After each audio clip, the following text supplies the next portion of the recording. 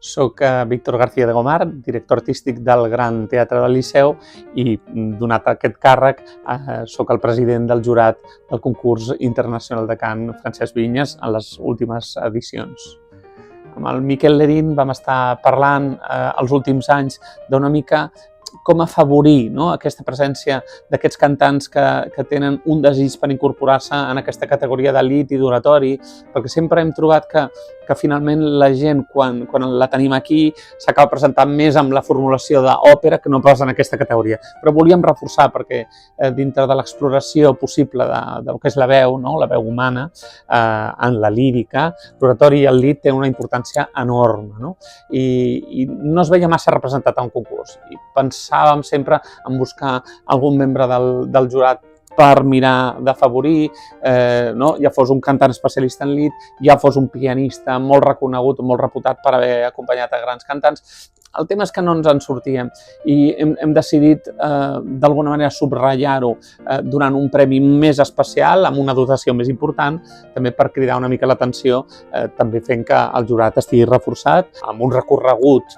en paral·lel a la categoria òpera i així donar-li un focus especial. Jo crec que amb aquests canvis subtils però necessaris faran que el cantant interpreti correctament i li cridi l'atenció, tingui aquest efecte crida, que és el que estem buscant i tindrem, per tant, més participants. Formar part del jurat, específic, d'oratori i lied és un enorme honor. Estem als inicis del que ha de representar un canvi, per tant, mirant de moure aquelles palanques, el temps ens dirà, aquesta primera edició, amb aquesta singularitat pròpia, ens dirà si hem encertat o no amb aquella voluntat de capitalitzar una mica més aquestes veus que busquen aquest espai en l'oratori i lied. Jo crec que hi ha marge de maniobra per anar millorant cada any i, per tant, aquesta és una millora substancial i és un enorme honor i plaer poder contribuir en el concurs Vinyes per buscar aquest nou camí.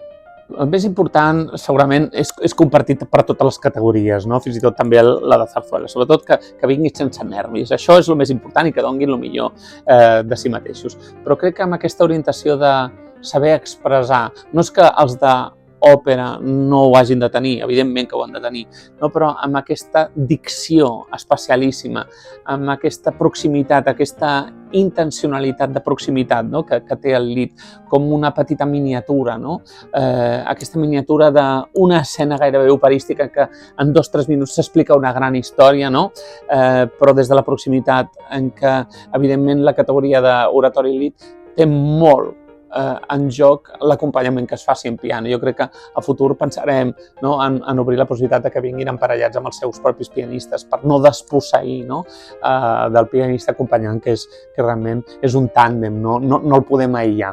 Però segurament el més important aquí és la bona dicció, la intencionalitat en el discurs no només musical, sinó en la pròpia dramatúrgia, en la manera en què es pugui explicar aquesta miniatura, en el fons, preciosista, que és el lied. Jo crec que l'idioma, l'exposició del lied, l'emocionalitat continguda i aquest grau d'expressar, de contagiar aquesta emoció des d'aquests 2 minuts i mig que a vegades fins i tot 30 segons, hi ha lieds que són petitíssims, però que una persona que sigui capaç d'expressar-los en 30 segons ja et fa plorar.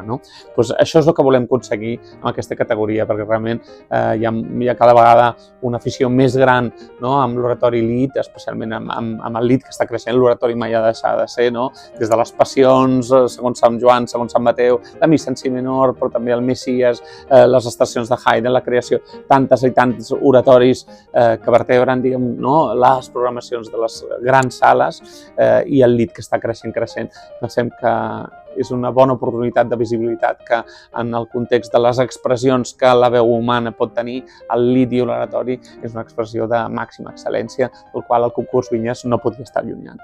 Jo crec que ja està connectant, aquesta manera una mica més intel·lectual segurament que té el lied d'aproximar-se amb el públic, que és igual que la música de cambra, necessita, en el valor absolut de la música de cambra, aquí sí que hi ha un text, però s'acosta molt, aquella puresa, aquella abstracció total.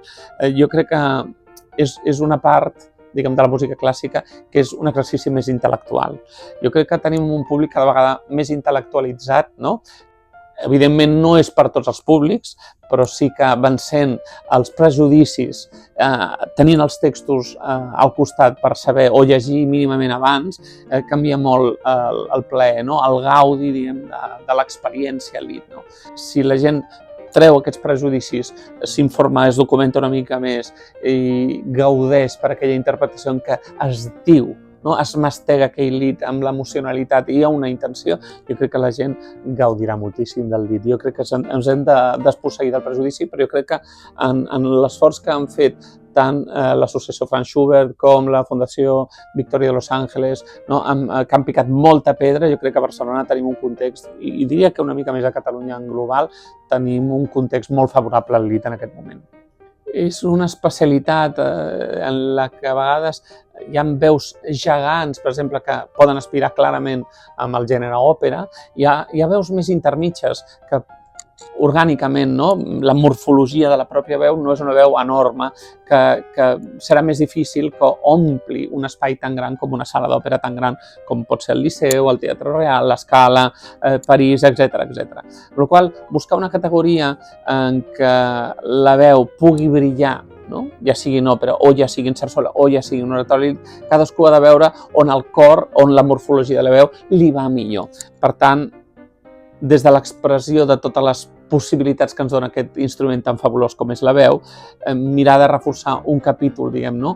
Com era el de l'oratori Elite, era necessari per part del concurs, i d'altra banda, en quant als joves, jo crec que s'han de deixar de seduir per la construcció, no? D'un repertori tan sumament exquisit, no? Que ja els hi crida l'atenció, però han d'explorar i explorar. És veritat que potser estem una mica condemnats a sentir sempre els mateixos cicles, però hi ha cicles, hi ha molts de compositors fins i tot desconeguts, no només dels més coneguts, que també tenen una gran part del repertori no conegut, sinó d'endinsar-se en un repertori i buscar certes afinitats vocals o amb la mentalitat del propi compositor. Jo crec que els joves han de buscar aquesta satisfacció, no?